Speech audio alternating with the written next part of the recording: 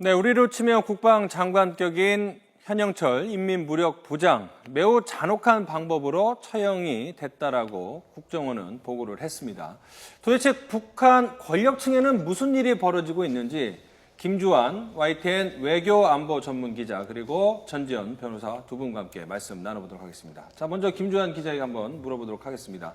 자, 고사총으로 가족들 또 고위 군 간부들이 지켜보는 가운데 총살을 했다 이렇게 전해지고 있는데 왜 이렇게 고사총을 사용할까? 고사총이 어떤 겁니까? 일단 고사총이 대공화기죠. 그 항공기를 비행기를 여격하는 총인데 이제 북한이 4개 이게 굵기가 탄환 길이가 한 뼘 정도 되는데 이걸 4개를 하나로 묶어서 고사총, 고사포. 우리로 말하면 굳이 뭐 대공포라고 보면 되겠습니다. 그러니까 비행기나 헬리콥터 잡기 위해서 만든 화기가 저 지금 화면에 보신 고사총인데 자, 인명살상용은 아니지 않습니까? 인명살상용이죠. 그렇죠. 사람에다 대고 쏘는 건 아니고 중화기인데 2013년에 김정은의 발언을 좀 주시할 필요가 있습니다. 반역자는 이 땅에 묻힐 자격이 없다. 흔적 없이 없애라. 그 이전에 처형 단계는 이성호 전 참모장 같은 경우는 그냥 단순히 총사령 이렇게 되는데 이 시점부터 이렇게 알려진데 이 소위 말해서 교시를 내린 다음부터 저런 잔혹행위들이 일어나고 있거든요. 네, 좀 점점점 더 잔인해지고 있다. 사실 장성택 때도 그랬지만은 박격포에 사실 입에 담기도 조금 겁나는 용어들이 많지 않습니까? 왜 이렇게 계속 잔인해지는 건가요? 일단 그 공포 정치의 극대화라 봐야 되죠. 김철 전 참모장 같은 경우는 김정일 상중에 술을 마셨다는 이유로 바로 끌려 나가서 지난해죠.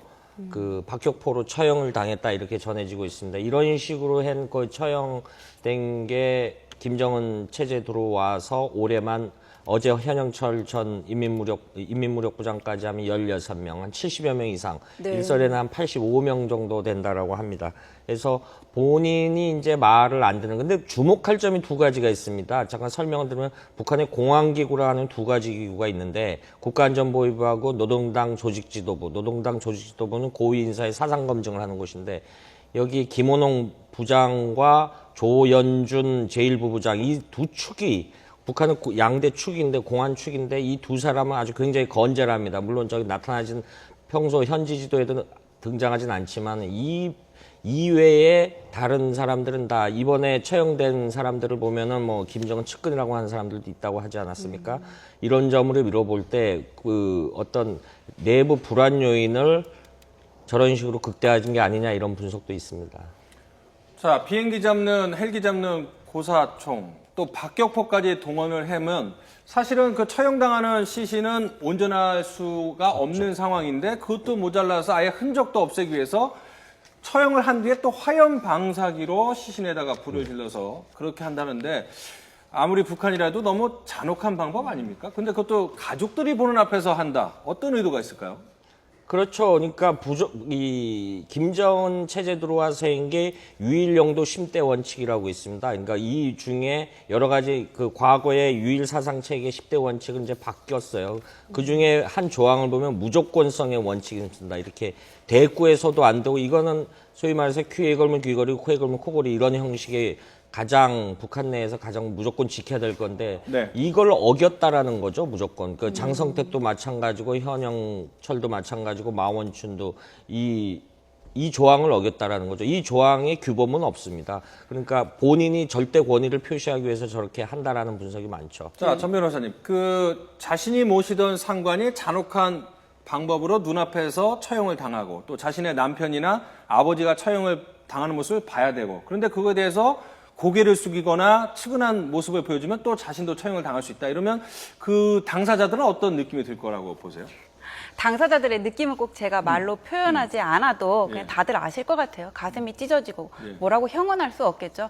근데 지금 김정은이 이 같은 체제를 보여주는 것은 결국은 독재 정치를 공고히 하기 위한 건데 이러한 상황은 독재 정치의 말로를 보여주는 것이라 생각이 들거든요. 독재 정치가 장기 집권을 하기 위해서는 뭔가 원칙이 있고 지지 기반이 뚜렷하게 있어야 돼요.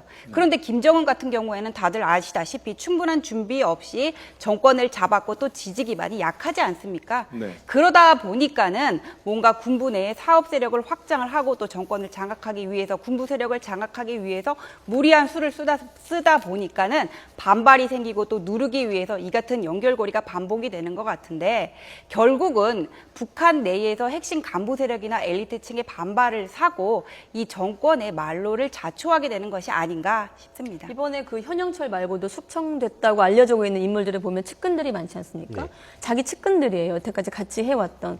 어떤 의미가 있다고 보세요? 그러니까 앞서 말씀드렸던 무조건 본인한테 이렇게 참모 입장에서는 뭔가 여건이 부족하니까 이게 잘 안 된다 이렇게 이야기를 할 수 있는데 이게 그 본인은 경험도 좀 일천하고 그러니까 이런 부분에 대해서 자기한테 권위에 대한 도전이다 이런 식으로 해서 그 표출을 저런 방식으로 한다라는 분석이 많죠. 그러니까 일단 북한이 가장 폐쇄 사회이기 때문에 이렇게 자연과학처럼 어떻게 이게 정답이다라고 얘기들은 다 못하는 것 같습니다. 자, 과연 이런 방식이 언제까지 통할지는 모르겠습니다.